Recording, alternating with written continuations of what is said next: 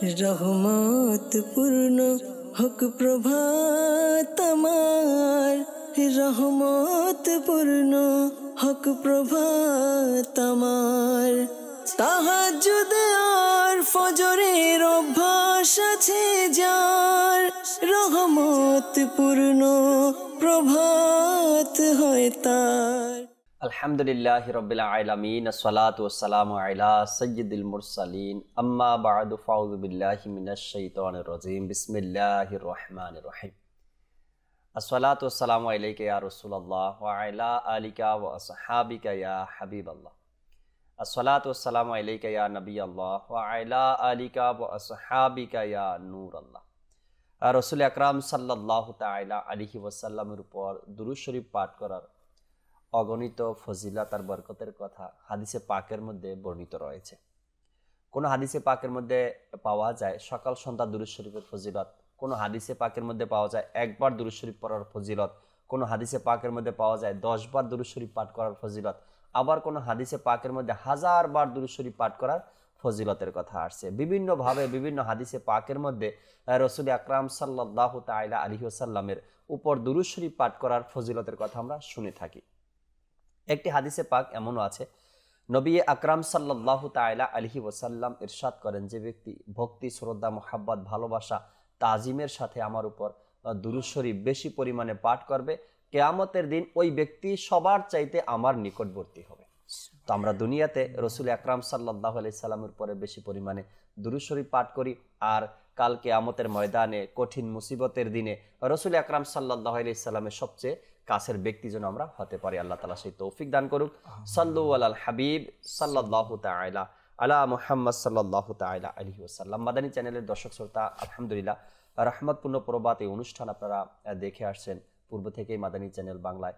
আর আজকেও আমরা উপস্থিত হয়েছি মোবালিকে দাওয়াত ইসলামী, আমাদের সাথে আছেন। আমরা রাশেদ ভাই থেকে কোরআনে পাকের তিলাওয়াত শুনবো, হামদে বারি তাআলা, নাতে রাসূলে মকবুল সাল্লাল্লাহু তাআলা আলাইহি সাল্লাম আলোচনা করার জন্য, মোবাল্লিকদের সাথে ডিসকাস করার জন্য, মাদানী ফুল শ্রবণ করার জন্য আজকে একটি বিষয় আমরা নিয়েছি আলোচনা করার জন্য। আপনাদেরকে বিষয় সম্পর্কেও জানাবো। আসুন যে যেখানে আছি আমরা ভালো ভালো নিয়ত সহকারে রাশেদ ভাই থেকে কোরআনে পাকের তিলাওয়াত শ্রবণ করি। সাল্লু আলাল হাবিব সাল্লাল্লাহু তাআলা আলা মুহাম্মদ সাল্লাল্লাহু তাআলা আলাইহি ওয়াসাল্লাম। আসুন প্রাণপ্রিয় ইসলামী ভাইরা ও মাদানী চ্যানেলের দর্শকবৃন্দ, তিলাওয়াত শ্রবণ করার পূর্বে ভালো ভালো নিয়ত করে নেই আল্লাহ আজ্জা ওয়া জাল এবং তার প্রিয় হাবিব সাল্লাল্লাহু তাআলা আলাইহি ওয়া আলিহি ওয়াসাল্লামের সন্তুষ্টি অর্জনের নিয়তে আমি পড়ব, আপনারা শ্রবণ করবেন। আউযু বিল্লাহি মিনাশ শাইতানির রাজীম।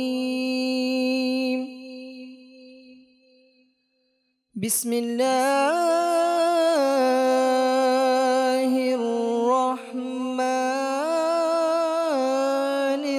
রহিম।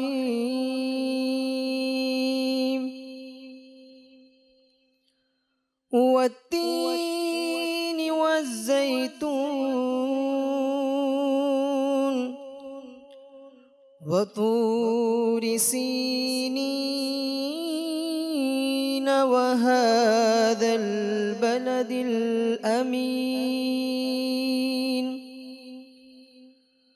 লাকাদ খালাকাল ইনসানা ফি আহসানি তাকওয়িম।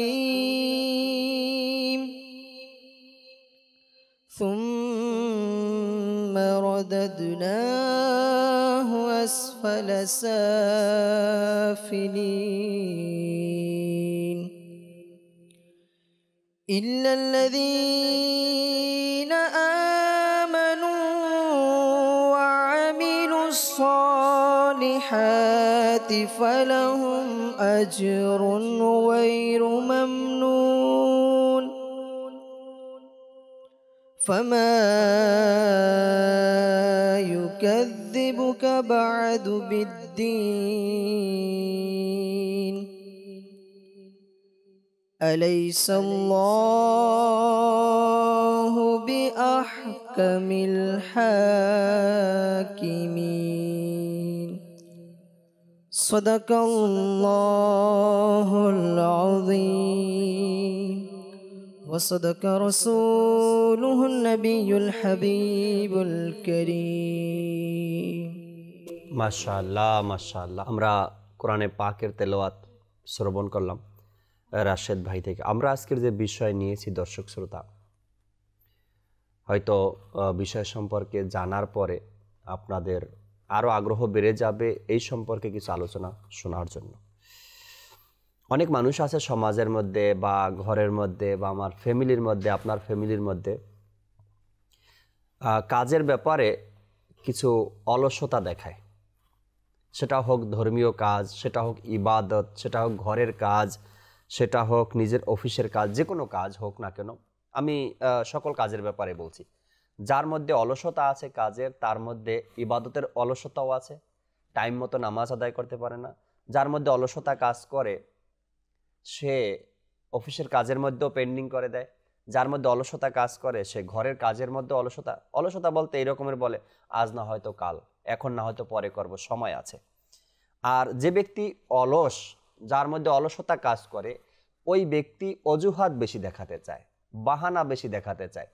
যেমন নামাজে রক্ত হয়ে গেল, নামাজ দিয়েই উদাহরণ দিচ্ছি, নামাজে রক্ত হয়ে গেল, তার মধ্যে অলসতা কাজ করছে কিন্তু সে বাহানা খুঁজবে। এখন মাত্র আজান হয়েছে, তা অজু করব, এরপরে মসজিদে যাব, বা মাত্র আজান হয়েছে আরও তো 15 মিনিট বাকি আছে, এরপরে আজান হয়ে গিয়েছে, আমার তো গোসল করা দরকার, আগে গোসল করেনি। অর্থাৎ সে অলস এই কারণে সময় মতো ওই কাজগুলো করতে পারবে না। এখন সে তালবাহানা খুঁজে, অজুহাত খুঁজে। আর এই অজুহাত এমন একটি রোগ মানুষের মধ্যে, বিশেষ বিশেষ সময়, বিশেষ বিশেষ কাজের সময়ও তাদের এই অভ্যাসটা, অজুহাত দেখানোটা তাদের সামনে চলে আসে। কোনো এক বক্তাকে আপনি দাওয়াত দিলেন, তার মধ্যে অজুহাত দেখানোর অভ্যাস আছে। সে বাড়ি থেকে বের হতে হতেই তার সময় লেগে গেছে, রাস্তার মধ্যে ফোন দিয়েছেন আপনারা, কমিটি বা মাহফিল পরিচালক ফোন দিয়েছে, হুজুর কোথায় আছেন, সে বাহানা, রাস্তার মধ্যে জ্যাম আছে, মানে বাহানা খুঁজে সে যেভাবে করে আপনাকে সান্ত্বনা দেওয়া যায়, অর্থাৎ অজুহাত খুঁজে। এই যে এক অজুহাত আমার মধ্যে, আপনার মধ্যে, ঘরের মধ্যে, সমাজের মধ্যে, দেশের মধ্যে অজুহাত, এমন এমন জায়গায়ও আমরা অজুহাত দেখাই যেখানে অজুহাতের পরিবর্তে ওই কাজগুলো সঠিক সময় আদায় করা দরকার ছিল, কিন্তু আমরা আমাদের মধ্যে অজুহাতকে এমনভাবে নিয়েছি যাতে করে বিশেষ কোনো সময়, বিশেষ কোনো কাজের মধ্যে আমরা অজুহাত দেখাই। যদি আমি এভাবে বলি যে কোরআনে পাকের তেলাওয়াতের সময়, ফজরের নামাজের পরে হাজারো মানুষের অভ্যাস আছে কোরআনে পাকের তেলাওয়াতের অভ্যাস তাদের। অজুহাত যাদের মধ্যে আছে তারা বলে, এত শীতের সকালে কিভাবে কোরআনে পাকের তেলাওয়াত করব, বা এখন সময় নেই, তো আমাকে বাজারে যেতে হবে, আমাকে কাজে যেতে হবে। একের পর এক দেখবেন আপনি বিভিন্ন কাজের অজুহাত আছে। দাওয়াত ইসলামের একজন জিম্মাদার ইসলামী ভাই খুব সুন্দর করে বলতেন, নুর হোসেন ভাই, অজুহাতের ব্যাপারে। তিনি বলেন কি, মানুষের দুইটা হাত আছে, একটি হলো ডান হাত, একটি হলো বাম হাত। আর একটা এখন বর্তমানে মানুষের অ্যাভেলেবেল সচরাচর পাওয়া যায়, ওইটা হাত তো দেখা যায় না, কিন্তু সাথে আছে অজুহাত। তো ডান হাত আর বাম হাত, আমাদের মধ্যে আরো একটি হাত যোগ হয়ে যায় কাজে, নামাজে, ইবাদতে, তেলাওয়াতে, মা বাবার খেদমতে, ঘরের কাজে, বিভিন্ন কাজের সময় দেখা যায় এই অজুহাত আমাদের সামনে চলে আসে।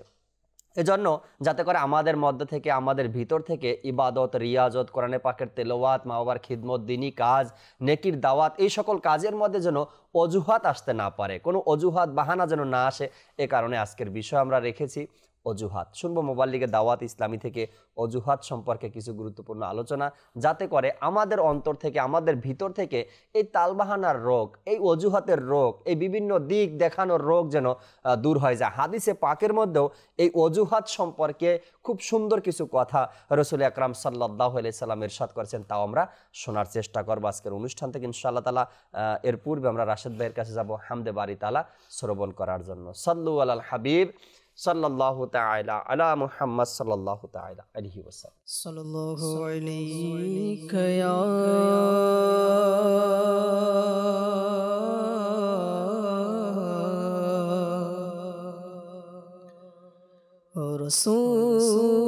রাসূলুল্লাহ ওয়া সাল্লাম আলাইকা ইয়া হাবিবাল্লাহ। अर्श से नूर चला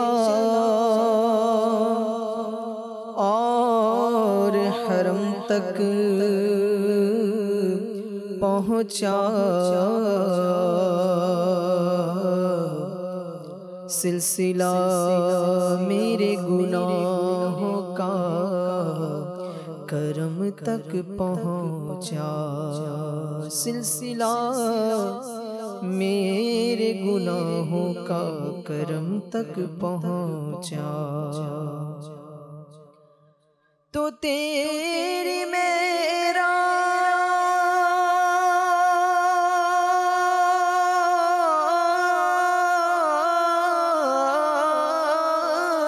के तू जाने कहाँ तक पहुँचा, और मेरी मेराज के मैं तेरे कदम तक पहुँचा।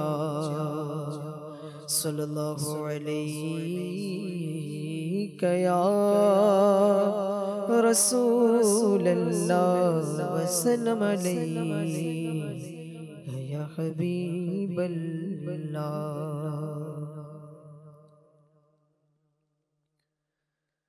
करो दया है खुदा মহান, তুলেছি দু হাতে সুমহান।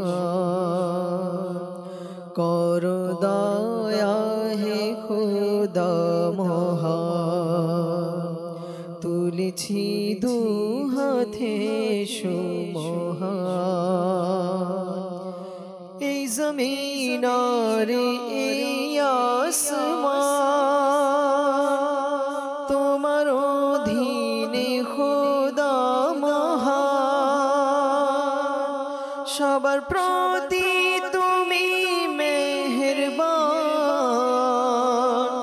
যাব কোথায় বলো রহমান। তুমি শোনো আমার আহ্বান, রেখো লাজ হাসরে দয়াবান। কর দয়া হে খোদা মহান, তুলেছি দু হাতে সুমহান। আল্লাহ আল্লাহ আল্লাহ আল্লাহ, মওলা মওলা মওলা মওলা। অতি মহান তোমার শান ও মান, করে সবাই তোমার গুণগান। অতি মহান তোমার শান ও মান, করে সবাই তোমার গুণগান। তুমি একক আমাদের ঈমান, তোমার উপমানে রহমান। তোমার কাছে আমার আহ্বান, করো গুনাহ ক্ষমা দয়াবান। কর দয়া হে খোদা মহান, তুলেছি দু হাতে সুমহান। আল্লাহ আল্লাহ আল্লাহ আল্লাহ, মওলা মওলা মওলা মওলা।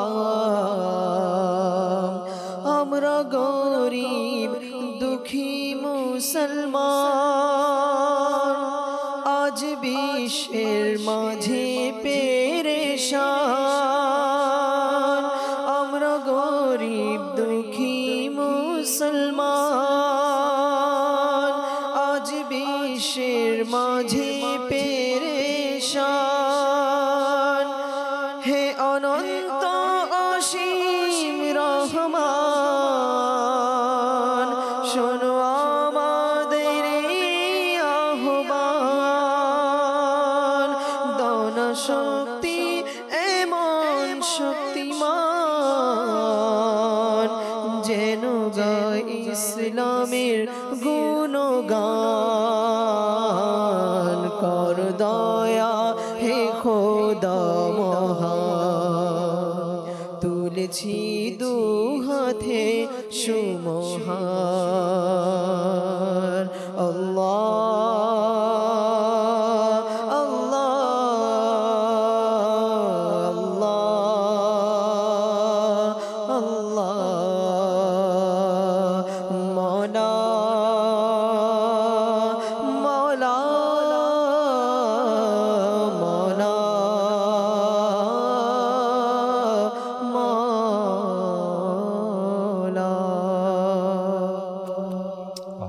সুবহানাল্লাহ সুবহানাল্লাহ। আল্লাহ তাবারক ওয়া তাআলা সব সময় এভাবে করে আল্লাহর জিকিরের মধ্যে আমাদেরকে ব্যস্ত থাকার তৌফিক দান করুক। আজকের যে বিষয় নিয়েছি আমরা অজুহাত, এই অজুহাতের দুইটি দিক আছে। একটা দিক হলো খারাপ দিক, আর একটা আবার ভালো দিকও আছে। হয়তো দর্শক শ্রোতা বলবেন আবার অজুহাতের ভালো দিক কোনটা আছে? হ্যাঁ, হাদিসে পাকের মধ্যে এই ভালো দিকের কথাও বলা হয়েছে, আবার অজুহাতের খারাপ দিকটার কথাও বলা হয়েছে। যখন আপনার নামাজের সময় হবে তখন যদি আপনি অজুহাত দেখান, বা আপনার এমন কোনো কাজ যেটা এখন করতেই হবে আর এই সময়টা আপনি অজুহাত দেখান, তো সেটা চলবে না। আবার কোনো ব্যক্তি আপনার সাথে কথা দিয়েছে বা সে বলছে কি আমি আপনার কাছে আসতেছি বা আসবো বা আসতেছি, যে কোনো কথা আপনাকে বলছে, এখন সে আসতে পারে না সময় মতো, এখানে আবার বলা হয়েছে যে তার সমস্যাগুলো দেখো, তুমি তার অজুহাতটা দেখো। হয়তো বা সে রাস্তার মধ্যে অ্যাক্সিডেন্ট করেছে, না হয়তো সে অসুস্থ হয়ে পড়েছে, না হয়তো হঠাৎ কোনো কাজ চলে আসছে। তো অজুহাতের দিকগুলো আছে, আমরা আজকে জানবো। নূর হোসেন ভাই আমাদের সাথে আছেন, আর মিরাজ আত্তারি ভাইও আছেন। আমরা শুরুতেই নূর হোসেন ভাইয়ের কাছে যেতে চাই আজকের বিষয় নিয়ে অজুহাত। সাথে আমরা এটাও জানবো কি আমরা কি কখনো অজুহাত দেখাই কিনা। আজকের বিষয়টি হচ্ছে অজুহাত। আসলে খুবই একটি গুরুত্বপূর্ণ বিষয়। মুবাল্লিগ, বিশেষ করে আমরা যারা নেকির দাতা, যারা আমরা নেকির দায়ী রয়েছি, যখনই আমরা নেকির দাওয়াতের কাজ করি, তো এই বিষয়টিতে আমাদের বেশি সম্মুখীন হতে হয়, অজুহাতের যে বিষয়টা। তো একটা অভিজ্ঞতা আমাদের আছে আর কি, যে ইসলামী ভাই তো বলা যাবে না, মুসলমান ভাইদের কাছ থেকে যেটা আমরা শুনে থাকি। বিশেষত যেটা অজুহাত আমরা দেখি সেটা হচ্ছে, যদি দুনিয়াবি যারা আছেন, জাগতিক চাওয়া পাওয়া আকাঙ্ক্ষা যাদের মধ্যে প্রবল দেখা যায়, দুনিয়ার আকাঙ্ক্ষা যাদের মধ্যে বেশি থাকে, তাদেরই বিশেষত অজুহাত বিষয়টি তাদের মধ্যে দেখা যায়। যদি আপনি দেখেন যে একজন ইমানদার, যার উদ্দেশ্য লক্ষ্য হচ্ছে পরকাল, তার জানা আছে যে স্থায়িত্ব হচ্ছে আমার পরকাল, এটা হচ্ছে আমার অস্থায়ী। যখন তার এই চিন্তাধারা, এই মনোভাব তার মধ্যে থাকবে, তখন তার মধ্যে অজুহাতের বিষয়টা কমে যাবে। আর দুনিয়াদার যারা বিশেষ করে দুনিয়ার আকাঙ্ক্ষা, দুনিয়ার সফলতা অর্জন করতে চায়, তারা পরকালীনকে ভুলে যায়, তখন তাদের মধ্যে অজুহাত বিষয়টা বেশি চলে আসে। অজুহাতের বিষয়ে আপনি একজন ইমানদার যে থাকবে, সে কখনো অজুহাত দেখাতে পারবে না।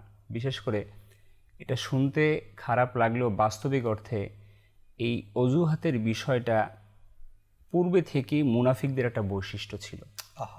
বিশেষত তাবুকের যুদ্ধে যখন হুজুর সাল্লাল্লাহু আলাইহি সাল্লাম আহ্বান জানালেন সকলকে তাবুকের যুদ্ধে শরিক হওয়ার জন্য, অর্থ সম্পদ শারীরিকভাবে যেইভাবে হোক সকলকে শরিক হওয়ার জন্য, তখন আল্লাহ রাসূল সাল্লাল্লাহু আলাইহি সাল্লাম কিছু ক্যাটাগরি করে দিলেন যারা যুদ্ধে শরিক হতে পারবে না। এদের মধ্যে কারা?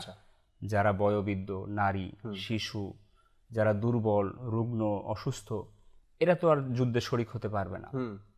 তো হুজুর সাল্লাল্লাহু আলাইহি সাল্লাম তাদেরকে কি করে দিলেন? আলাদা করে দিলেন, যে তাদের শরিক হওয়ার কোনো প্রয়োজন নেই। তো মুনাফিক যারা ছিল তারা কি করলো? তারা অজুহাত দেখালো। যে আমরাও এদের মধ্যে শরিক হয়ে যাই, তাহলে আমরা দুর্বল পরিচয় দিলাম। তো ওইটার মধ্যে কি হলো? তারা যুদ্ধের মধ্যে শরিক হলো না। এই যে অজুহাত দেখিয়ে একটা ইসলামের একটা কাজ থেকে তারা নিজেদেরকে বিরত রাখলো। তো ইমানদার যারা, এদের জন্য এখান থেকে শিক্ষা যে ইমানদার কখনো বক্রতা করবে না, ইমানদার কখনো পিছু ইসলামের পা হবে কাজে। না। জি, হ্যাঁ। চুল পরিমাণ ইসলামের কাছ থেকে ইমানদার যখন তার দায়িত্ববোধ চলে আসবে, সে কখনো সেখান থেকে পিছু পা হবে না। রাইট, তার দায়িত্ব হবে সেটাকে, তার দায়িত্ববোধ থেকে জায়গা থেকে সেটাকে পালন করা। একজন ব্যক্তি, আমরা যদি মনে করি একটা পরিবারের একজন কর্তা যে থাকে, তার কিছু দায়িত্ববোধ থাকে। রাইট, তার দায়িত্ববোধ তার স্ত্রী, তার সন্তান, তার পরিবারের সকলকে দেখাশোনা করা, ভরণ পোষণ, তাদের ভরণ পোষণের দায়িত্ব। তখন তার মধ্যে যে দায়িত্ব চলে আসে একজন কর্তা হিসেবে, সে নিজেকে যখন কর্তা মনে করে, তখন সে চিন্তা করে আমি এক চুল পরিমাণ পিছুপা হতে পারবো না, কেন এটা আমার দায়িত্ব। আমার দায়িত্ব হয়ও না, কারণ সে যে কোনো বিনিময়ে হোক তার এটা পালন করতেই হবে দায়িত্ববোধ থেকে। একজন মুসলমান যখন তার পরিচয় সে একজন মাখলুক, একজন বান্দা, একজন মুসলমান, তখন তার কি দায়িত্ব সেটা তার দেখতে হবে। যখন সে দেখবে আমি মুসলমান, আমার উপরে 5 ওয়াক্ত নামাজ ফরজ রয়েছে, এটা আবশ্যক, এটা আমার দায়িত্ব, আমি এখান থেকে এক চুল পরিমাণ পিছপা হতে পারবো না। আমি এইখানে, আপনি প্রথমেই বললেন যে ইবাদতের বিষয়ে অজুহাত দেখানো, তো এইখানে তার কোনো সুযোগ নেই কোনো অজুহাত দেখানো। কিন্তু আফসোসের বিষয় হচ্ছে আজকে মুসলমান তারা, আমি এটা আমার অভিজ্ঞতা থেকে বলতেছে যে ফজরের নামাজটা পড়া হয় না, মাযআল্লাহ, নিজেই বলে 4 ওয়াক্ত নামাজ তো পড়ি, ফজরের নামাজ পড়া হয়, পড়তে পারি না ঘুম থেকে। ভাই সারাদিন পরিশ্রম করি, পরিশ্রমের কাজ করি, রাতে একটু ঘুমানোর সুযোগ পাই, কিন্তু এই জন্য ফজরের নামাজ যদি তাড়াতাড়ি উঠে যাই তাহলে চাকরিতে যেতে আবার সমস্যা হয়ে যায়, কর্মস্থলে যেতে সমস্যা হয়ে যায়। এই যে অজুহাত, সে অজুহাত দেখালো এখানে কি, আমাকে ঘুমটাকে বেশি দিতে হবে, প্রায়োরিটি ঘুমের মধ্যে দেওয়া হলো। তাহলে সে তার পারিবারিক ক্ষেত্রে কোনো অজুহাত না দেখিয়ে তার দায়িত্ববোধ পালন করলো, কিন্তু সে একজন পারিবারিক কর্তার আগে তার প্রথম পরিচয় সে মুসলমান, সে মাখলুক, তার আল্লাহ তাআলার একজন বান্দা, তার ইবাদত করতে হবে, তার উপর নামাজ ফরজ করা হয়েছে, সে কিভাবে সেখানে অজুহাত দেখায়? তো ঠিক একইভাবে একজন ইমানদার, সে তার দায়িত্ববোধ হবে প্রতিটা দিক, তার দুনিয়াবি হোক, তার পরকালীন হোক, তাকে প্রতিটা ক্ষেত্রেই তাকে তার দায়িত্ববোধ পালন করতে হবে, কোনো অজুহাত সে দেখাতে পারবে না। এবার আপনি যদি দেখেন যে মুসলমান, আমরা দুনিয়াবি যদি দেখি যে এটা সৃষ্টিগতভাবে একটা নিয়ম, সেটা কি জাকির ভাই? মানুষ একে অন্যের সাথে প্রতিযোগিতা করে, এটা সৃষ্টিগতভাবে একটা, কিন্তু এটা নীতি হয়ে গেছে আমাদের। কীরকম আপনি দেখবেন যে দুনিয়াবি আপনার সম্পদ অর্জনের ক্ষেত্রে, আপনার খেলাধুলা, লেখাপড়া, বিভিন্ন উপকরণ সামগ্রী সংগ্রহ করা, এগুলো অটোমেটিক। হ্যাঁ, আচ্ছা, এটা কিন্তু আমি আবার দোষণীয় বলবো না, নিন্দনীয় না, এটা দরকারও আছে। যদি আপনার প্রতিযোগিতা না থাকতো সভ্যতার মধ্যে, আপনার কিন্তু উন্নতির চাকা ঘুরতো না। আপনি যদি দেখেন লেখাপড়ার ক্ষেত্রে যদি এক ছাত্র আরেক ছাত্র প্রতিযোগিতা না করে, আপনি কিন্তু একজন ব্রিলিয়ান্ট ছাত্র আপনি পাবেন না খুঁজে। একজন ডক্টর, ভালো ডক্টর, সে যদি স্টাডি করে একজনকে প্রতিযোগিতা করে আরেকজন চলে যায়, একজন পিএইচডি ডক্টরেট হলো, সে কিন্তু একজন নর্মাল ডক্টর থেকে ভালো মানে একজন ডক্টর হবে। এটা আমাদের দেশের জন্য ভালো হবে, এটা সভ্যতার জন্য ভালো হবে, এটা সংস্কৃতি সমাজের জন্য ভালো হবে। এটা তো গেল দুনিয়াবি, এটা প্রশংসনীয়, এটাকে আমরা নিন্দনীয় করতে পারবো না। কিন্তু আমি পরকালীন বিষয়, এইখানে আমাদেরকে দেখতে হবে যে আমরা একে অপরের সাথে কি প্রতিযোগিতা করছি ইবাদতের ব্যাপারে, কোরআনে পাকের তেলাওয়াতের ব্যাপারে। কিন্তু আমরা দুনিয়াবি কাজে আমরা একে অপরের সাথে খুব প্রতিযোগিতা আছি, কিন্তু আফসোসের বিষয় হচ্ছে আমরা পরকালীন বিষয় কিন্তু একে অপরের সাথে প্রতিযোগিতা করছি না। কিন্তু এটা কিন্তু কোরআনের দাবি রয়েছে, আল্লাহ তাআলা কোরআনুল কারীমের মধ্যে বলে যে তোমরা ভালো কাজে একে অপরের সাথে প্রতিযোগিতা করো। সাহাবা ইকরামের মধ্যে যা ছিল, হ্যাঁ, আল্লাহ ব্যক্তিদের মধ্যে এটা ছিল বাস্তব। রাইট, তাদের মধ্যে বাহানা কম ছিল, অজুহাত কম ছিল, কিন্তু নেকির কাজের ব্যাপারে, নেকির দাওয়াতের ব্যাপারে, নেক আমলের ব্যাপারে তাদের মধ্যে প্রতিযোগিতা ছিল। যে বিষয়টা আপনি একটু আগে আলোচনায় নিয়ে আসলেন, কি নামাজের ব্যাপারে, ফজরের নামাজের ব্যাপারে যে মানুষ অজুহাত দেখায়। আপনিও জানেন, আমি কিছুদিন পূর্বে গ্রামের বাড়িতে গিয়েছিলাম। জি। তো শহরটাতে থেকে গ্রামের যে এক আবেগ, গ্রামের যে এক মজা, সেটা হয়তো ধীরে ধীরে আমরা ভুলেই গেছি। এবার একটু বেশি সময় থেকেছি আমি গ্রামে গিয়ে। তো ওখানে দেখলাম নূর হোসেন ভাই, খুবই চমৎকার এক পরিবেশ, সত্যি বলছি আপনাকে, খুবই চমৎকার। শহরে আমরা কি করি, ঘুমাতে ঘুমাতে আমাদের রাতের 11টা 12টা 1টাও বেজে যায়, আবার কেউ ওটা নিয়ে প্রশংসাও করে নিজের, আমি তো রাতের 1টার আগে ঘুমাই না, আবার যদি নামাজের কথা বলা হয় সেখানে অজুহাত দেখায়, অজুহাত দেখায়। আমি ফজর উঠতে পারি না, ঘুম ভাঙে না, উঠতে জি, পারি না নামাজের জন্য, অজুহাত দেখায়। আর গ্রামের সিস্টেম হলো গিয়ে সারা দিন ফুল পরিশ্রম করে, ফজর থেকে নিয়ে মাগরিব পর্যন্ত, হয়তোবা খাবার টাইম আর নামাজের টাইম ব্যতীত মানুষগুলো এত পরিশ্রম করে, আমি তো অবাক হয়ে গেলাম দেখে। এত পরিশ্রম করে, মাগরিবের সময় বাসায় এসে হাত মুখ ধুয়ে নামাজ কালাম আদায় করে, খাবার খেয়ে সর্বোচ্চ রাতের 8:30 9টার মধ্যে বিছানায় ঘুম, অর্থাৎ ঘুমিয়ে গেছে।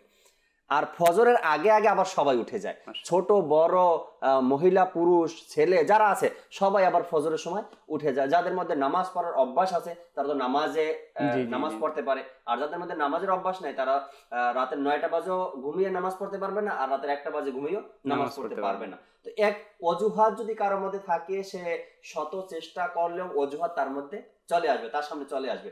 আর যদি অজুহাত না থাকে, সে যত রাতে ঘুমাক না কেন তারপরেও সে কি করবে, নামাজের মধ্যে উঠতে পারবে। আমাদের সাথে রাশেদ ভাই আছেন, আমরা একটি কালাম নাতে রসুল শুনবো, এরপরে মিরাজ ভাই থেকে আমরা মাদানী ফুলও নিব ইনশাআল্লাহ তাআলা। দর্শকের কল রয়েছে, কলের দিকেও যাব, এরপর ফেসবুক পেজে কমেন্টস গুলো পড়বো ইনশাআল্লাহ তাআলা। আগে নাতে রসুল মকবুল সাল্লাল্লাহু তাআলা আলাইহি ওয়াসাল্লাম শুনি। দর্শক শ্রোতা সাথেই থাকুন ইনশাআল্লাহ তাআলা। অজুহাত সম্পর্কে আরো কিছু কথা আমরা জানার চেষ্টা করব আজকের অনুষ্ঠান থেকে ইনশাআল্লাহ। সাল্লু আলাল হাবিব সাল্লাল্লাহু তাআলা আলা মুহাম্মদ সাল্লাল্লাহু আলাইহি ওয়াসাল্লাম। সাল্লু আলাল হাবিব সাল্লাল্লাহু তাআলা আলা মুহাম্মদ সাল্লাল্লাহু আলাইহি ওয়াসাল্লাম। কি মহান শান ও মর্যাদা তোমার, কি মহান শান ও মর্যাদা তোমার, কি মহান শান ও মর্যাদা তোমার, হয়নি সৃজন ভবে উপমা তোমার, হয়নি সৃজন ভবে উপমা তোমার, কি মহান শান ও মর্যাদা তোমার। এই পৃথিবীতে বা হাসর মাঠে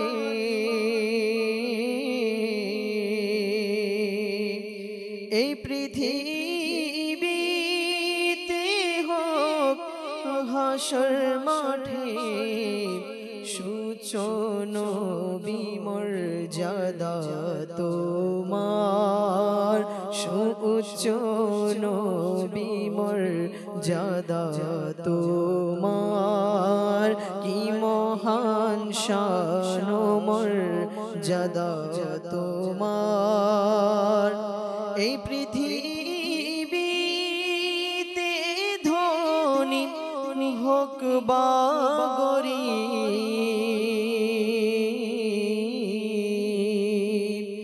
এই পৃথিবীতে ধনী হোক বা গরীব, পেয়েছে সকলে দক্ষিণ তোমার, পেয়েছে সকলে দক্ষিণ তোমার। ফিরে জানি গরীব খালি হাতে,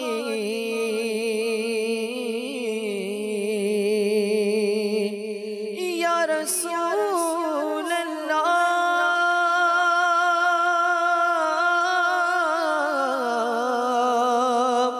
ইয়া হাবিবাল্লাহ,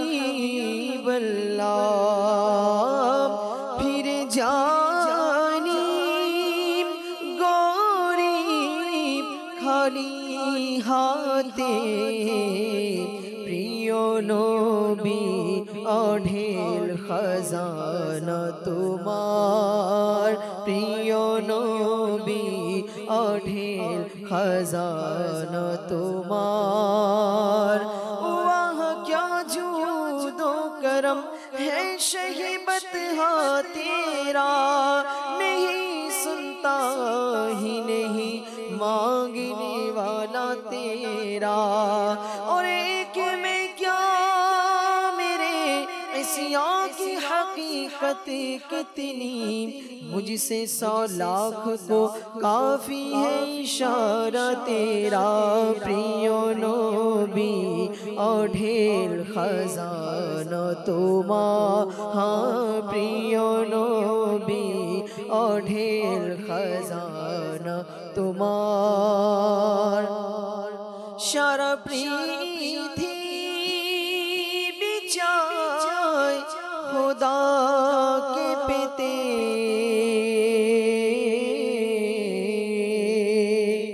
सारा पृथ्वी चाय खुदा के पेते हे नबी चाय তোমায় খোদা তোমার হে নবী চাই তোমায় খোদা তোমার হয়নি সৃজন ভবে উপমা তোমার আমার পুণ্যের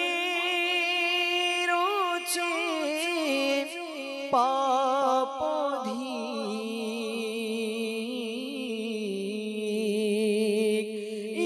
رسول الله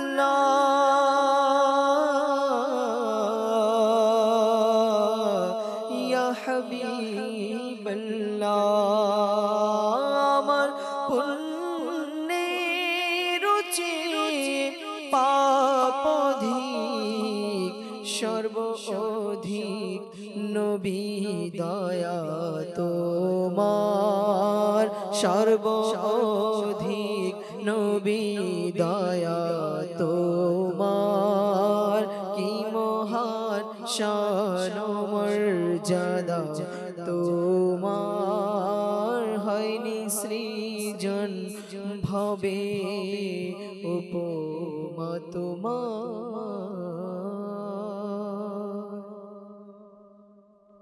একবার রাসূল আকরাম সাল্লাল্লাহু তাআলা আলাইহি ওয়াসাল্লামের দরবারে সাহাবা একরাম এসে অন্য সাহাবীর ব্যাপারে বিচারের মতোই দিল যে ইয়া রাসূলুল্লাহ সাল্লাল্লাহু আলাইহি সাল্লাম আপনার এই সাহাবী ঠিকমতো মসজিদে নববীতে আসে না। তো রাসূল আকরাম সাল্লাল্লাহু তাআলা আলাইহি ওয়াসাল্লাম তাদেরকে চুপ করেই দিলেন, বলেন তোমরা থামো, বিষয়টা আমি দেখব। তো সাহাবা একরাম রাসূল আকরাম সাল্লাল্লাহু আলাইহি সাল্লামের দরবারে বিচার দিয়ে তারা চলে গেলেন। নবী আকরাম সাল্লাল্লাহু আলাইহি সাল্লাম ওই সাহাবীকে ডাকলেন যার ব্যাপারে বলা হয়েছে কি এই সাহাবী মসজিদে নববীতে কম আসে। আর সাহাবা একরামের মধ্যে তো একটা সবচাইতে বড় জিনিস যেটা ছিল নবীর দরবারে পরে থাকাটাই তাদের পছন্দ ছিল। সেখানে ওই সাহাবী আসছে না মসজিদে নববীতে।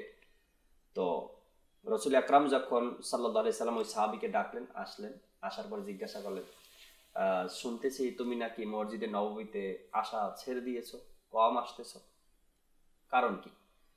ওই সাহাবী বললেন ইয়া রাসূলুল্লাহ আমি 2 দিন অসুস্থ ছিলাম। বলেন আমি 2 দিন অসুস্থ ছিলাম।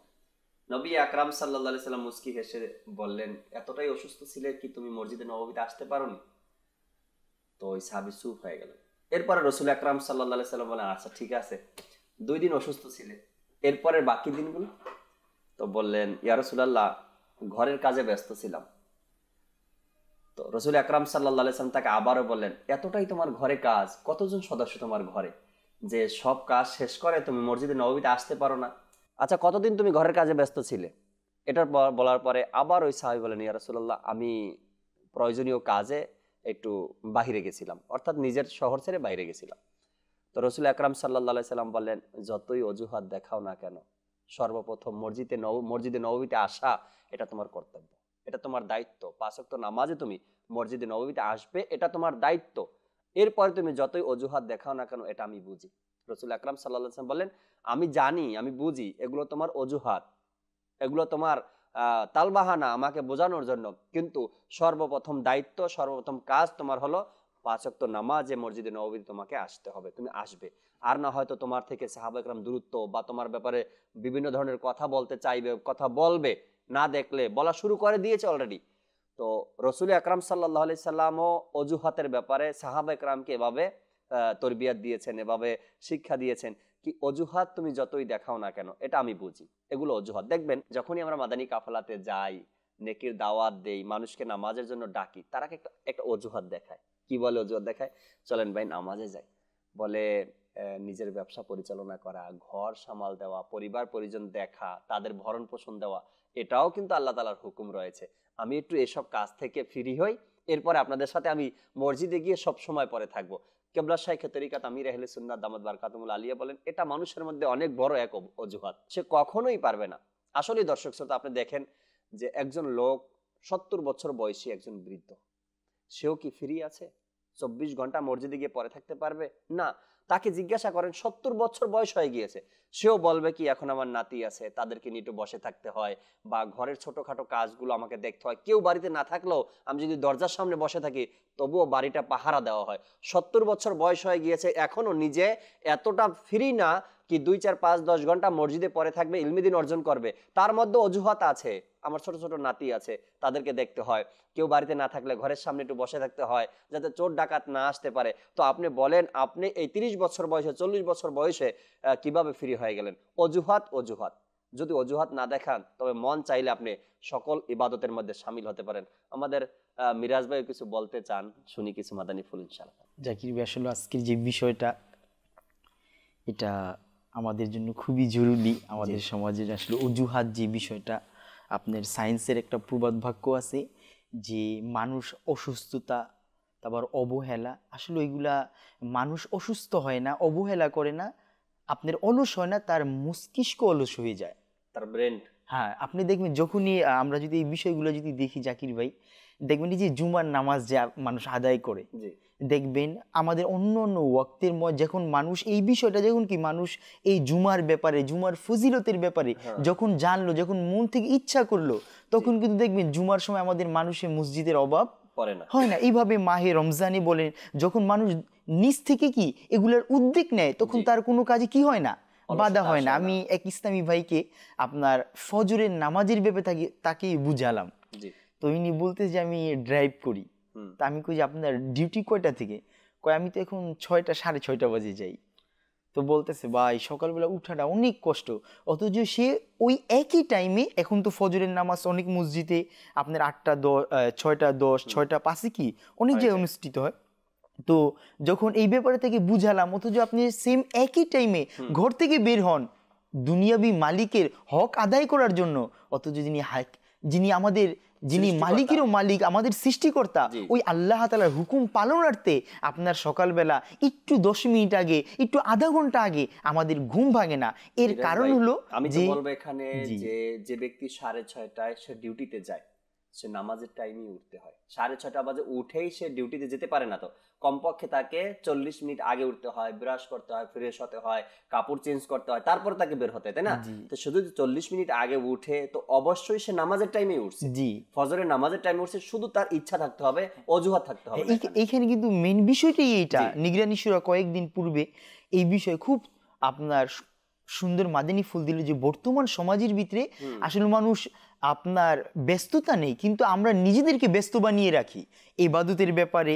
আপনার অন্য অন্য দুনিয়াবি সকল কাজ চলতেছে না, আপনার এত হাজারো ব্যস্ততা, আপনার খানা মিস নেই, আপনার হাজারো ব্যস্ততা, ডিউটি মিস নেই, হাজারো ব্যস্ততা, ঘুম মিস হয় না, ফ্যামিলিকে সময় দেওয়া, আপনার পার্কে যাওয়া, যত গুনাহের যত কাজ আজকে ঘন্টার পর ঘন্টা আজকে মানুষ ফোনে অতিবাহিত করে, অথচ নামাজে আজকে আমাদের ওই আপনার দেমাগ, আমাদের যে চিন্তা চেতনা আজকে আমাদের নামাজের ভিতরে না থাকার কারণে, ইবাদতের ভিতরে না থাকার কারণে, অথচ পূর্বের বুজুর্গানি দিন ইনাদের আপনার ইবাদতের শখ ও জগ কেমন ছিল, আর তারা অজুহাতকে কিভাবে মাটি করে দিত।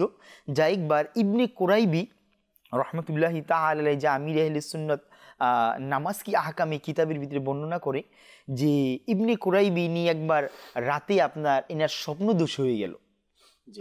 তো হওয়ার পরে ইনার নফস, যে আপনার অজুহাতের কিন্তু অনেক বড় একটা কি আপনার যিনি সবচেয়ে বড় সাপোর্ট দেন, এর নফস আপনার বিভিন্নভাবে কি এখন করতে হবে না, আরে না গেলে কি হয়েছে, তো হ্যাঁ কত মানুষ তো আছে, এত মানুষ ইবাদত করতেছে, আল্লাহ তাআলা গফুরুর রহিম অনেকেই ভাবে বলে, কিন্তু দেখবেন একক যখন নামাজ কামাই হয়ে গেছে, আরে আল্লাহ তাআলা ক্ষমা করব, কি করব, তো এইভাবে কি নিজেকে সান্ত্বনা দিতেছে। তো ওই ইবনে কুরাইবি রহমতুল্লাহি তাআলা আলাইহি ইনি যখন রাত্রি ইনার স্বপ্নদোষ হয়ে গেল, তখন ইনার নফস ইনাকে বললো এখন অনেক রাত বাকি, তুমি সকালে উঠে কি সুন্দরভাবে গোসল করে কি তুমি নামাজ আদায় করতে পারবে। তখন ইনি বুঝতে পারলো যে এটা কি নফসের ধোকা। তো ইনি সাথে সাথে কি ইনি আপনার ইনার যে শৌচার রুম আছে ওইখানে চলে গেল, ওইখানে নিজে গোসল করে ওই ভিজা জামা দ্বারা সারা রাত অতিবাহিত করে দিল। যিনি বললো যে যেই নফস আল্লাহ তাআলার ইবাদতে আমাকে কি করে বাধা হয়ে দাঁড়ায়, তো ওই নফসের এমন শাস্তি হওয়া কি। তো আমাদের বুজুর্গারি তারা নফসের এই ধোকাকে বুঝতো, কিন্তু আজকে আমরা বিভিন্ন অজুহাতে, অনেকে তো ব্যস্ততার অজুহাত, আপনার চলার অজুহাত, সবচেয়ে আফসোসের বিষয় কি জানেন জাকির ভাই, যে একটি বিষয় আজকে আমরা যারা ব্যস্ততার মাধ্যমে বিভিন্ন অজুহাতের মাধ্যমে আমরা নামাজ থেকে আজকে দূরে মাযাল্লাহ।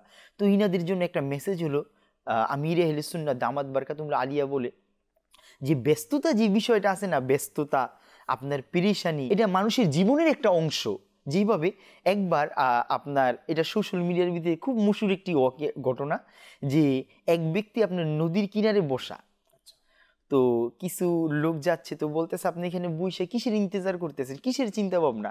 তো ওই লোক বলতেছে যে ভাই আমি এই নদীর পানি যেদিন কমবো আমি পারে ওই পারে যাবো। আচ্ছা, নদীর পানি হ্যাঁ, নদীর পানি শেষ হয়ে গেলে আমি কি ওই পারে যাবো। তো আপনার উপস্থিত সবাই লোক হাসতেছে, কি এই পানি শেষ হইতে শেষ তোমার জিন্দগি শেষ হয়ে যাইব, পানি শেষ হইব না। হ্যাঁ, তুই বলতে স্যার আমি মানুষ তোর এইটাই বুঝাইতে চাই মানুষদেরকে, সাধারণ যারা বলে যে একটু ব্যস্ততা শেষ হইলে, একটু নিজের অজুহাত শেষ হইলে কি আমি আল্লাহ তাআলার ইবাদত করবো, তাহাজ্জুদ নামাজ আদায় করবো, আমি আল্লাহ তাআলার রাস্তায় সফর করবো। তো মানুষের জীবনে আপনার মুসিবত হলো সমুদ্রের পানির ন্যায়, যেইভাবে সমুদ্রের পানি শেষ হওয়া সম্ভব না, মানুষের জীবন থেকে আপনি কোটি টাকার মালিক, তার কাছে যেয়ে বলেন যে ভাই আপনি কি এখন ফ্রি আছেন কি, হ্যাঁ আরো আপনার চেয়ে আরো বেশি পেরেশানি। হয়তো বাহ্যিক ভাবে দেখতেছেন সে অনেক আপনার হ্যাঁ সুটপুট করে অনেক ভাবে ঘুরতেছে, অথচ হাকিকতে এনার অবস্থা কি নিজেই আপনার ভালো বলতে রাতে ঘুম নাই, নিশা না করলে ঘুমায় না।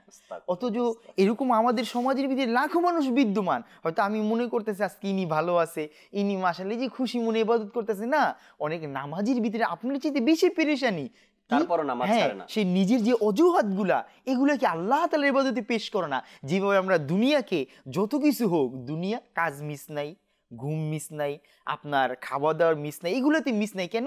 এগুলো আমরা জীবনের একটা অধ্যায় বানায় নিছি, জীবনের একটা অংশ, যে যতদিন বাঁচমু কাজ করতে হইব, খেতে হলে কাজ করতে হবে। আর এইটার জন্যই কিন্তু দেখবেন মানুষ ঘুম কই আপনার 5টা বাজে। খুব সুন্দর কয়েকটি কথা মিরাজ ভাই আমাদের সামনে তুলে ধরলেন, কি দুনিয়া একজন মানুষের জীবন, আর এই পেরেশানি, দুঃখ, কষ্ট, ব্যস্ততা, এটা মানুষের জীবনের একটা অংশ।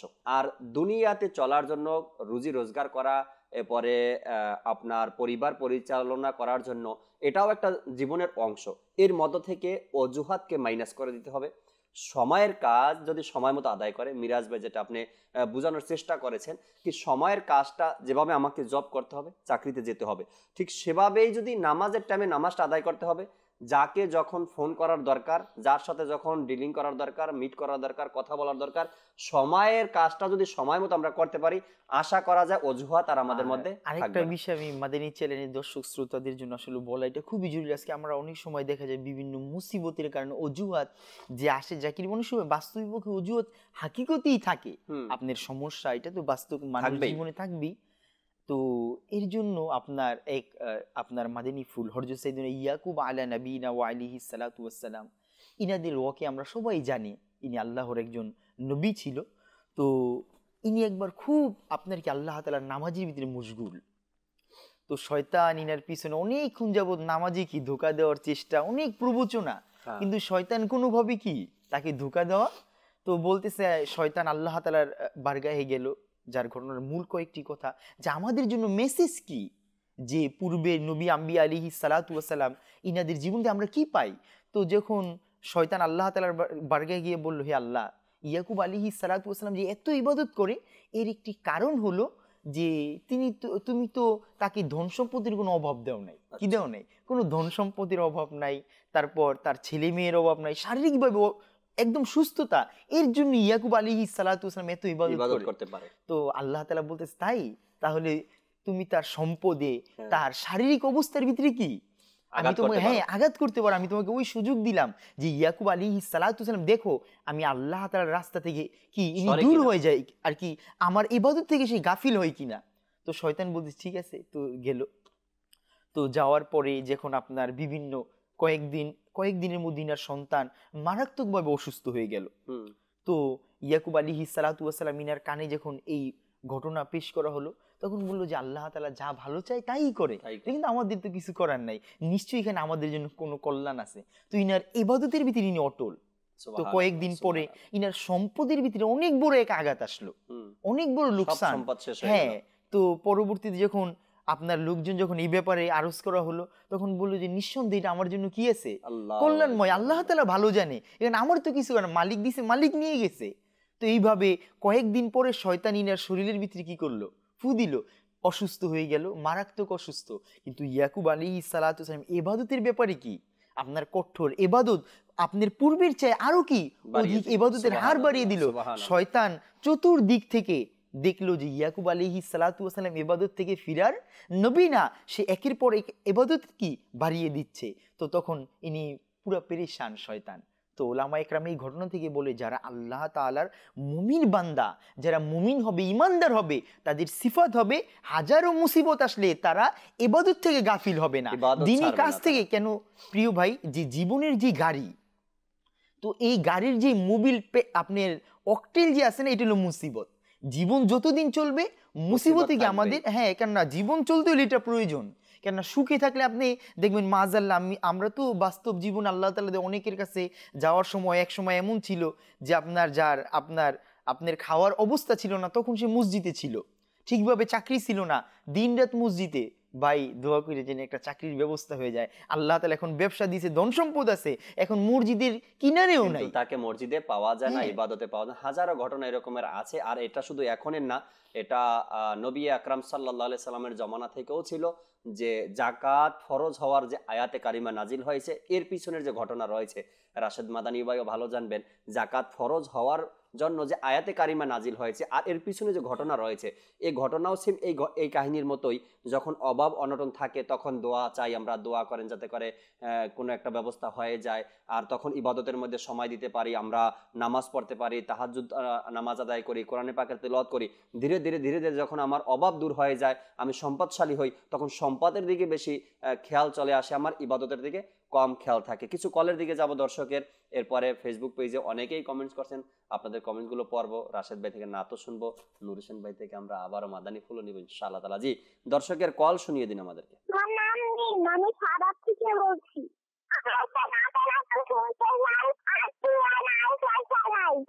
আর টিয়া নাই, আর পয়সা নাই, সাথেই থাকুন, ইনশাআল্লাহ তাআলা শোনাবো। পরবর্তী কল। আমার নাম মিনহা, আমি কুমিল্লায় থাকি, আমি তৃতীয় শ্রেণীতে পড়ি। আমি বার্ষিক পরীক্ষা দিয়েছি, আমার রেজাল্টের জন্য দোয়া করতে ইনশাআল্লাহ তাআলা। পরবর্তী কল। আমার নাম মোহাম্মদ রতন, নারায়ণগঞ্জ।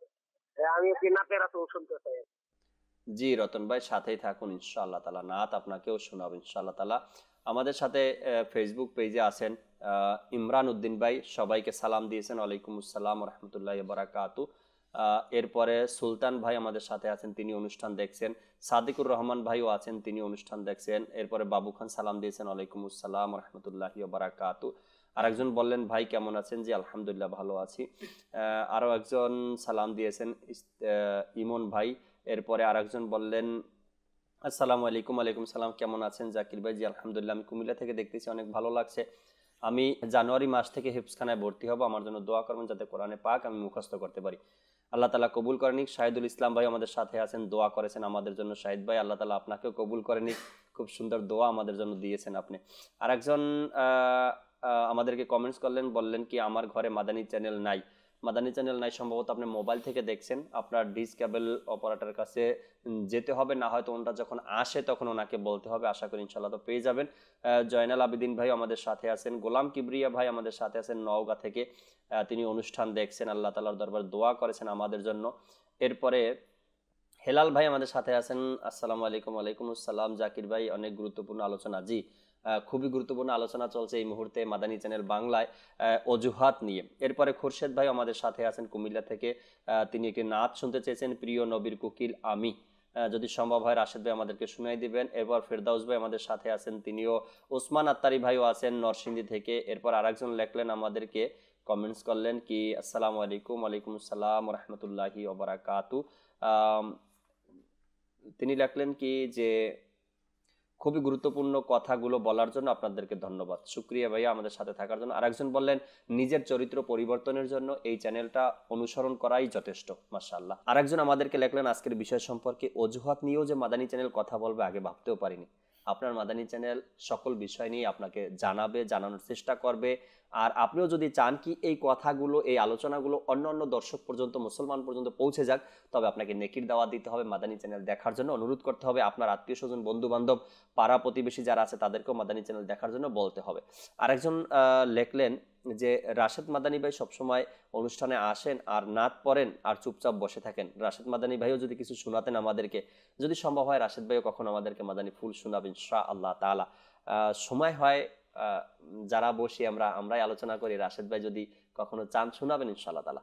আরেকজন লেখলেন যে বিষয়টা তালবাহানার ব্যাপারে, তো অনেকেই অনেক রকমের কথা বলে, কাজের ব্যাপারে, ইবাদতের ব্যাপারে, নামাজের ব্যাপারে, কিন্তু এটাকে কি অজুহাত বলে? হ্যাঁ, অজুহাত আর তালবাহানা একই তো কথা, যে একই জিনিস।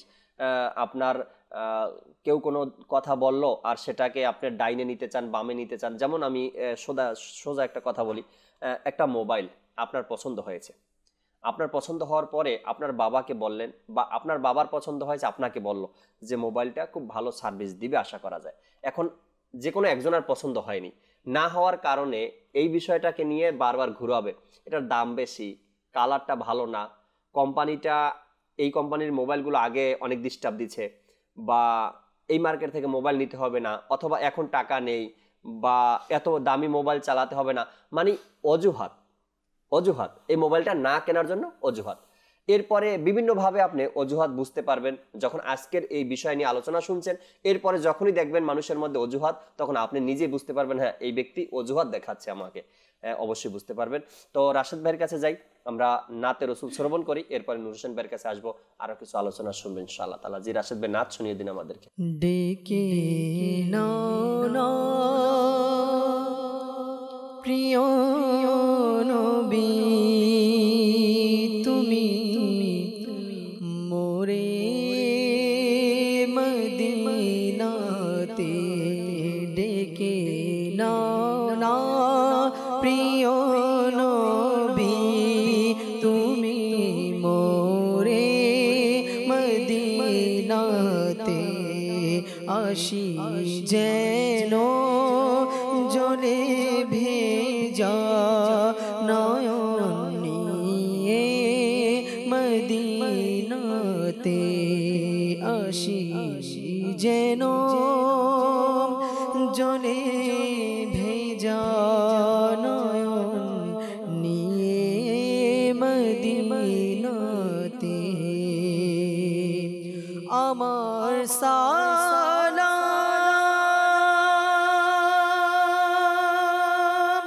দিও হাজি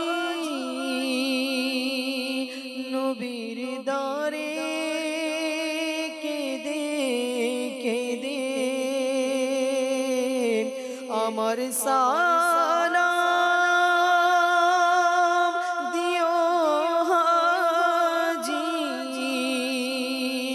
নবীর দরে, কেঁদে কেঁদে প্রিয় নবীর রওজা শরীফ, প্রিয় নবীর রওজা শরীফ যখন দেখবে মদিনাতে, প্রিয় নবীর রওজা শরীফ যখন দেখবে মদিনাতে, মদিনার বিরহ কাতর করেছে হে প্রিয় নবী,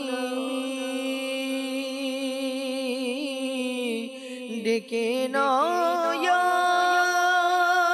রাসূলুল্লাহ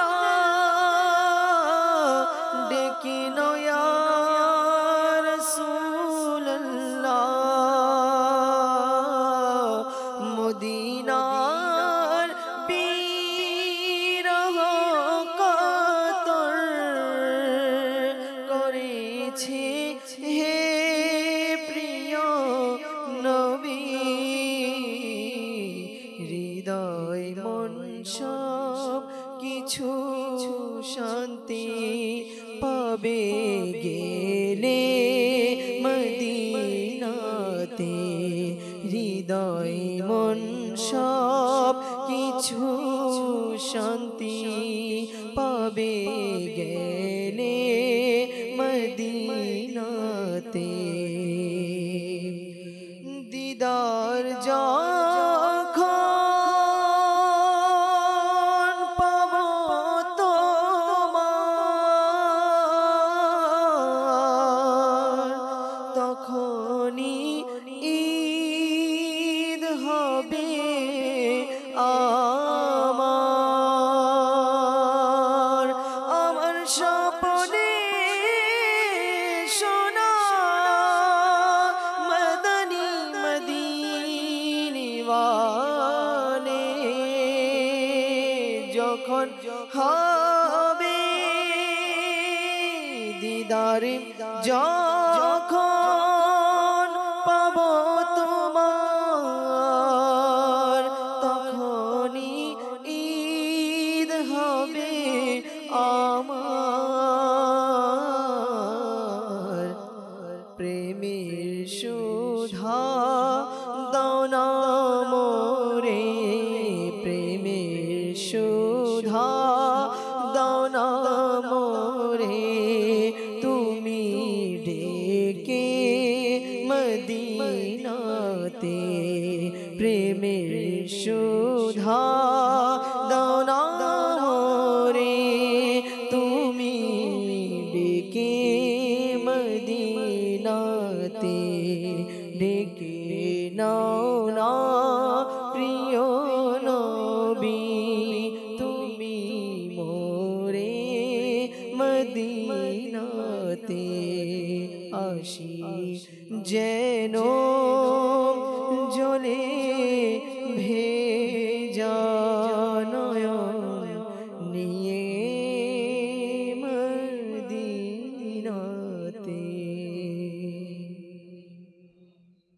রাশেদ ভাই অনুরোধের নাত আর শোনালেন না, প্রিয় নবীর কোকিল আমি, এটা শুনতে চেয়েছেন। প্রিয় নবীর কোকিল আমি মদিনা আমার বাগান তারি প্রেমে মগ্ন থাকি করি তারি গুণগান প্রিয় নবীর কোকিল আমি মদিনা আমার বাগান তারি প্রেমে মগ্ন থাকি করি তারি গুণগান যেই বাগানে দিনে রাতে আসে কত ফেরেশতা সেই বাগানে শুয়ে আছেন নবীদের উপদেষ্টা যেই বাগানে দিনে রাতে আসে কত ফেরেশতা সেই বাগানে শুয়ে আছেন নবীদের উপদেষ্টা সেই বাগানের জন্য আমি সেই বাগানে দেব প্রাণ তারি প্রেমে মগ্ন থাকি করি তারি গুণগান আল্লাহ আল্লাহ আল্লাহ আল্লাহ আল্লাহ আল্লাহ আল্লাহ আল্লাহ আল্লাহ আল্লাহ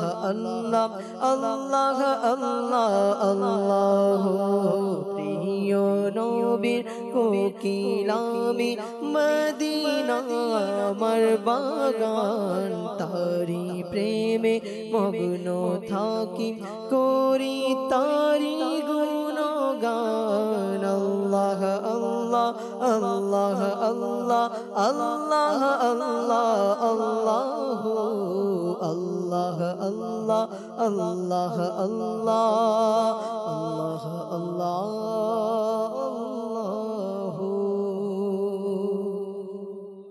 যাব নূর হোসেন ভাইয়ের কাছে অজুহাত সম্পর্কে আরো কিছু আলোচনা শুনি। ইনশাআল্লাহ আমরা শুরু থেকেই অনেকগুলো মাদানী ফুল পেলাম, আর কিছু মাদানী ফুল আমাদের মা বোনদেরও দরকার আছে। জি জি, পর্দার বিষয় যে বিষয়টা, এটা তো আমাদের মা বোনদের জন্য ফরজ। এখন এই বিষয় ক্ষেত্রেও দেখা যায় অজুহাত। তো বোনদের ক্ষেত্রে যদি বলি, অনেক বিষয় আমরা দেখি যখনই তাদের বিষয়ে পর্দা করার বলা হয়, পর্দার বিষয় বলা হয়, তখন বিভিন্ন বাহানা, বিভিন্ন অজুহাত বলা হয়। তো কয়েকটি বিষয় পরিলক্ষিত হয় বিশেষভাবে। যেমন প্রথমত বলে যে আমি যে কর্মস্থলে রয়েছি, আমি যে সোসাইটিতে বসবাস করি, তো এখানে ইসলামিক পোশাক মেনটেন করা এটা আমার জন্য খুব কষ্টকর। আচ্ছা, এখানে তার প্রাধান্যতা রয়েছে কি? তার সোসাইটি, তার কর্মস্থল, যেখানে সে চাকরি করতেছে, এইটাকে সে প্রাধান্য দিতে গিয়ে সে তার যে ফরজ যে বিধান সেটাকে সে বিদ্যাঙ্গুলি দেখালো, অজুহাত দেখিয়ে তার ইসলামকে সে বিদ্যাঙ্গুলি দেখালো। আচ্ছা, এটা তো গেল একটা। দ্বিতীয়ত কি? প্রচণ্ড গরম, এই গরমে কিভাবে মুখ বন্ধ করে বোরকা পরে থাকা যায় বলেন? এটা কি সম্ভব? তো এটাও একটা অজুহাত। তো আমি একটু বলি তাকে, সেই বোনকে, যে আজকে দুনিয়ার সামান্য গরমের জন্য যদি হিজাব পরা, বোরকা পরা কষ্টকর হয়, কষ্টকর হয়, তাহলে কবরের গরম, কবরের আযাব কতটুকু হবে? এটা যদি চিন্তা করি তাহলে সম্ভব। আমি আমার একেবারেই নিকট আত্মীয়, তো ইনাকে যখন আমি বললাম পর্দার বিষয়, পর্দার আড়াল থেকে, তখন তিনি এই অজুহাতই দেখালো। তো আল্লাহরই দয়া, মাদানী চ্যানেল, ইসলামী বন্ধের কাজ যখন তার ঘরের মধ্যে হলো, সে এখন পর্দা করা শুরু করে দিল। হাজারো এভাবে হাজারো বাহার আছে, অসংখ্য মাদানী বাহার। ইসলামী বন্ধেরও কমেন্টস আসে, এসএমএস আসে কি আলহামদুলিল্লাহ মাদানী চ্যানেল দেখে আমার জীবনের পরিবর্তন। গতকালকেও একটি আসছে, আজকেও তো শুনলাম যে একজন মানুষের চরিত্র পরিবর্তন করার জন্য মাদানী চ্যানেল যথেষ্ট। আর ইসলামী বন্ধের কাজ যেটা আমাদের আলহামদুলিল্লাহ আমাদের ঘরে ঘরে হচ্ছে, মা বোনেরা করতেছে, তো এটারও একটা ফলশ্রুতি। আমাদের বোনরা এখন মাশাআল্লাহ পর্দার বিপরীতে সচেষ্ট হয়েছে। এরপর আরও কয়েকটি বিষয় আমরা দেখি যে বলে থাকে যে বিয়ে শাদী তো করব, হ্যাঁ, বিয়ে শাদীর আগে যদি পর্দা করি তাহলে কিভাবে হয়? এই বিষয়টা কিন্তু ছেলেদের মধ্যেও আছে। আচ্ছা আচ্ছা, দাড়ি রাখার ব্যাপারে আমি বলতে যাচ্ছিলাম। জি জি, পাঞ্জাবি পরার ব্যাপারে তা আমি আসলে একটা অজুহাত দেখাই। তো এখানে যে তার অবয়ব যে আল্লাহ তাআলা সৃষ্টি করেছে, সৌন্দর্যতা, সে যদি এটাকে ঢেকে রাখে তাহলে সে কিভাবে ভালো পাত্র পাবে? হ্যাঁ, এটা মাজাল্লাহ গার্ডিয়ান থেকে নিম্ন ধরনের মন মানসিকতা, যে ইসলামিক কোনো চিন্তা চেতনায় তার মধ্যে না থাকার কারণে এরকম বাক্য তার মধ্যে থেকে আসতে পারে।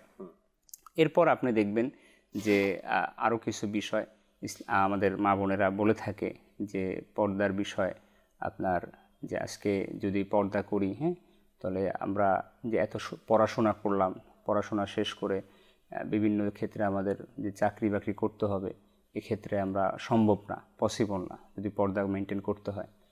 এরপর আরেকটা দেখা, যেটা হচ্ছে আমাদের মা বাবা, মা বাবার, আমি তো চাই কিন্তু আমার মা বাবা চায় না, মা বাবার অজুহাত দেখায়, ফ্যামিলি চায় না, হ্যাঁ, আবার কিছু অজুহাত দেখায়। যদি এখন আমরা এই সোসাইটিতে বর্তমান আধুনিক যুগে যদি পর্দা, হিজাব, বোরকা মেনটেন করি, তাহলে বিভিন্ন তকমা, হ্যাঁ, বিভিন্ন আমাদেরকে মানে মন্দ কথা বলবে আমাদেরকে, হ্যাঁ। যেমন আমরা এটা আমাদের মুসলমান ভাইদের ক্ষেত্রে আমরা শুনি, ছেলেদের ক্ষেত্রে শুনি যে ভাই দাড়ি রাখলে তো জঙ্গি বলে, মাশাআল্লাহ, হ্যাঁ, বিভিন্ন উপাধি দিয়ে থাকে, হ্যাঁ। তো এই যে বিষয়গুলো, এগুলো সম্পূর্ণ কি আমাদের অজুহাত। এই অজুহাতের কারণে আমরা অজুহাত দেখিয়ে দেখিয়ে আমরা আমাদের যে ফরজ, আমাদের যে হুকুম আহকাম আছে, এগুলো থেকে আমরা বিরত থাকি। আমি একটু ওই সকল ইসলামী বন্ধুদেরকে বলবো যারা আলহামদুলিল্লাহ, যারা পর্দার মধ্যে এখন আছে বর্তমানে, আলহামদুলিল্লাহ শরীয়ত সম্মতভাবে পর্দা করে থাকে, তারা কতটুকু পিছিয়ে আছে আপনি তাকে গিয়ে জিজ্ঞাসা করেন। যারা পর্দা করেন না, আর যারা পর্দা করে আপনি তার সাথে একটু কথোপকথন করেন যে আপনি তো পর্দা করেন, আপনার কি বিয়ে হচ্ছে না? আপনার তো বিয়ে হয়ে গেছে আলহামদুলিল্লাহ, দেখেন না তো তার ভালো জায়গায় বিয়ে হয়েছে আলহামদুলিল্লাহ। আপনি তো পর্দা করেন না, আপনার কি রিজিক আল্লাহ তাআলা বন্ধ করে দিয়েছে? আপনার কি সোসাইটিতে চলতে কষ্ট হচ্ছে? আপনার সাথে কি মানুষ চলতে ফিরতেছে না? তো এইগুলো হচ্ছে অজুহাত। তো আমরা ওই সকল মা বোনদের কাছে মেসেজ থাকবে এটাই, যে শরীয়তের হুকুম, আল্লাহ তাআলার হুকুম, আল্লাহ রাসূল সাল্লাল্লাহু আলাইহি ওয়াসাল্লামের হুকুম পালন করার মধ্যে কিন্তু কল্যাণ। যদি আমি পালন না করি তাহলে আমি এটার মধ্যে অকল্যাণের মধ্যে পড়বো। আমি হয়তো বা সীমিত সম্মান, সীমিত কিছু আমি অর্জন করতে পারবো সীমিত সময়ের জন্য, কিন্তু এটা আমার সীমিত সময়ের জন্যই থাকবে, এটা আমি বিশাল বড় কোনো হাসিল করতে পারবো না। এই জন্য আমাদের দরকার ইসলামিক পরিবেশ। আলহামদুলিল্লাহ মাদানী চ্যানেল রয়েছে, আলহামদুলিল্লাহ দাওয়াত ইসলামী রয়েছে, আলহামদুলিল্লাহ। এটার জন্য আমরা এই পরিবেশের মধ্যে সময় দিই, ইলমে দ্বীন অর্জন করি, তাহলে আমার কাছ থেকে বাহানা চলে যাবে। আরেকটা বিষয় জাকির ভাই, যে অজুহাত, এই অজুহাত যখন আমরা করি না, এটা আমাদের যখন আমরা আমাদের যে দায়িত্ববোধ থেকে আমরা যে পিছপা অলসতা করি, তখনই অজুহাত দেখাই। আর অজুহাত মানি হইতে অনেক সময় কি মিথ্যার মধ্যে আমরা জড়িয়ে যাই। অজুহাত দেখার দিকে আমরা কি মিথ্যার মধ্যে জড়িয়ে যাই। যেমন আপনি অফিস লেট করে চলে গেলেন, আপনি যে টাইম মেনটেন করতে হয় 8টার দিকে আপনার অফিসে ইন করতে হয়, আপনি পৌঁছে গেলেন 9টার দিকে। এখন আপনি যাওয়ার সময় চিন্তা করছেন কী অজুহাত বসকে আমি দেখাবো, কি আমি বলবো। এই চিন্তা ভাবনা করতে করতে আপনি 10-12টা মিথ্যা সাজান যে তাকে আমাকে এই অজুহাত দেখাতে হবে, নাহলে আমি আজকে তো গেলাম, আমার চাকরিও গেল। হ্যাঁ, তো এই যে দেখেন অজুহাত দেখাতে গিয়ে আপনার মিথ্যার আশ্রয় নিতে হলো, তার মধ্যে কী হলো, আপনি গুনাহের মধ্যে জড়িয়ে গেলেন। তো একটা মুসলমান সে তার যে অজুহাত যে বিষয়টা, এটা কখনোই আসবে না। সে তার যদি প্রতিটা বিষয় হোক, তার পারিবারিক হোক, তার ব্যক্তি জীবন, কর্মস্থল এবং ইসলামিক বিষয়, অর্থাৎ তার মুসলমান হিসেবে যে দায়িত্ব, প্রতিটা বিষয় যদি সে একটা রুটিন মাফিক পরিচালনা করে তার ডেইলি লাইফকে, তাহলে তার মধ্যে কখনো অজুহাত আসবে না। একটা আমরা যখন কোনো শিক্ষার্থীকে নেকির দাওয়াত দিই, তখন বলে ভাই আমি খুব প্রেশারে থাকি, পড়াশোনা এত চাপ, আমার পক্ষে মাদানী কাফেলা সফর করা সম্ভব না। তো আমি তাকে এক্সাম্পল দিয়ে বলি, আচ্ছা 24 ঘন্টা দিনে রাতে এটা তো মানো? জি মানি হুজুর। 24 ঘন্টা দিনে রাতে তো মানলেন, তো আচ্ছা 24 ঘন্টাকে আপনি কীভাবে অতিবাহিত করেন? ভাই সকালবেলায় ঘুম থেকে উঠি, কোনো রকম নাকে মুখে পড়া নিয়ে বসতে হয়, পড়তে পড়তে পড়তে পড়তে দেখি 1টা বেজে গেছে।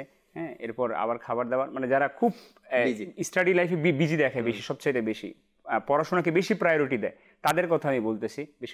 বিশেষত আমার আবার জিম্মাদারি হচ্ছে সবাই তালিম, শিক্ষা বিভাগের সাথে সম্পৃক্ত। তো এখন ওই শিক্ষার্থীদের যেই অভিজ্ঞতাগুলো আর কি, তো এরকম করে সে তার সারা দিন মানে ব্যস্ততাই দেখালো। তো তাকে আমি বললাম, আচ্ছা এই যে তুমি বললা ব্যস্ততার বিষয়, সারাদিন পড়াশোনার তুমি অজুহাত আমাকে দেখালে, এটা ভালো, পড়াশোনা তো করতেই হবে, এটা দরকার আছে।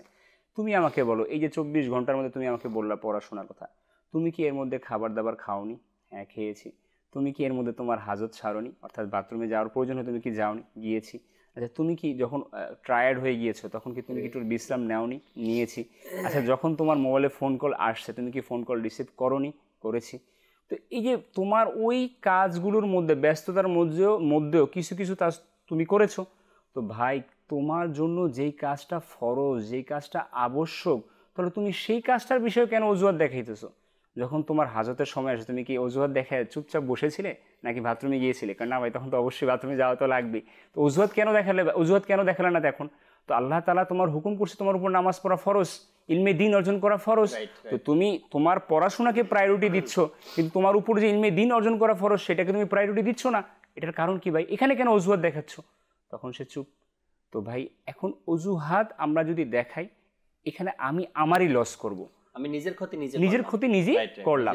তো আমরা এই বোকামিটা না করি, অজুহাত না দেখাই। আমরা যারা আলহামদুলিল্লাহ যারা শিক্ষিত জ্ঞানী লোক, তারা কখনোই কাজটা করবে না আমার মতে।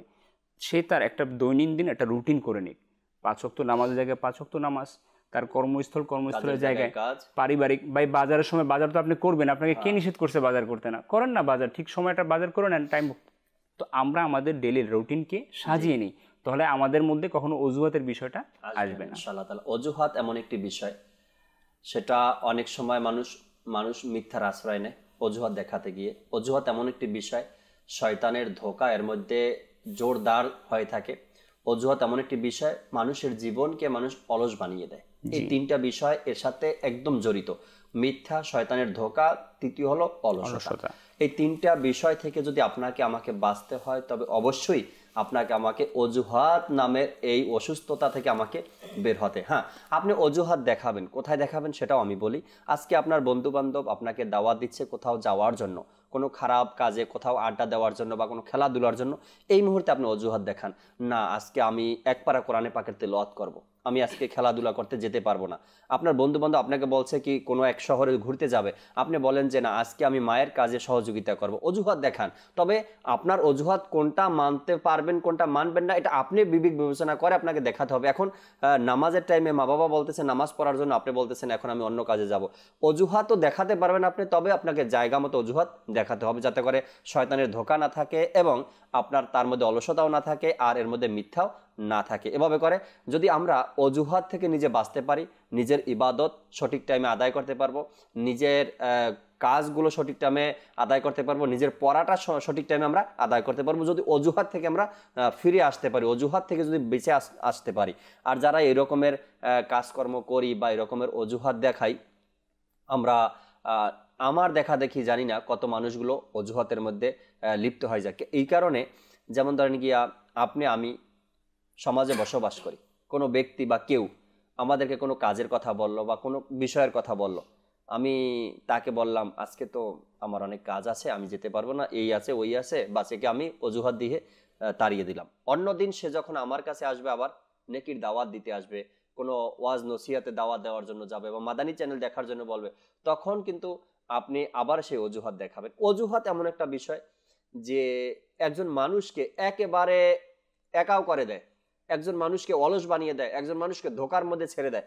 তো অজুহাত থেকে আমাদেরকে বাঁচা উচিত। আজকের যে বিষয় আমরা নিয়েছিলাম অজুহাত, এই জন্যই যাতে করে আমরা ধোকা থেকে, মিথ্যা থেকে এবং অন্য অন্য যে অসুবিধাগুলো রয়েছে এ থেকে আমরা নিজেকে বাঁচাতে পারি। আল্লাহ তাবারক ওয়া তাআলা আমাদেরকে সে তৌফিক দান করুক। আসুন আমরা দাঁড়িয়ে সালাতু সালাম পাঠ করি। ইয়া রাসূলুল্লাহি সালামুন আলাইহি ইয়া হাবিবাল্লাহি সালামুন আলাইহি মুস্তাফা জানে रहमत पेला हो सलाम शम्अ बज़े में हिदायत पे लाखों सलाम गौसे आज़म इमामों तो कवन्नों का जलवाए शाने कुदरत पे लाखों सलाम या रसूल अल्लाह सलामुन अलैहि या हबीब अल्लाह सलामुन अलैहि ख्वाजाए ख्वाजी गान ख्वाजा गरीब नवाज उस मुईनो दीनो मिल्लत पे लाखों सलाम डाल दी कल्ब में अज़मते मुस्तफ़ा सैयदी आला हज़रत पे लाखों सलाम या रसूल अल्लाह सलामुन अलैहि या हबीब अल्लाह सलामुन अलैहि फैज़ से जिनके लाखों नमाज़ी बने फैज़ से जिनके लाखों इमाम सजे उस अमीर अहले सुन्नत पे लाखों सलाम उस अमीर अहले सुन्नत पे लाखों सलाम। सलातु वस्सलामु अलैका या रसूलल्लाह व अला आलिका व अस्हाबिका या हबीबल्लाह सुब्हानकल्लाहुम्मा व बिहम्दिका ला इलाहा इल्ला अंता अस्तगफिरुका व अतूबु इलैक सुब्हानकल्लाहुम्मा व बिहम्दिका ला इलाहा इल्ला अंता अस्तगफिरुका व अतूबु इलैक सुब्हानकल्लाहुम्मा व बिहम्दिका ला इलाहा इल्ला अंता अस्तगफिरुका व अतूबु इलैक। सलातु वस्सलामु अलैका या नबी अल्लाह व अला आलिका व अस्हाबिका या नूर अल्लाह ला इलाहा इल्लल्लाह मुहम्मदुर रसूलुल्लाह। रहमत पूर्ण हक प्रभात আমার रहमत पूर्ण हक प्रभात আমার তাহাজ্জুদ ফজরের অভ্যাস আছে যার, রহমত পূর্ণ প্রভাত হয় তার।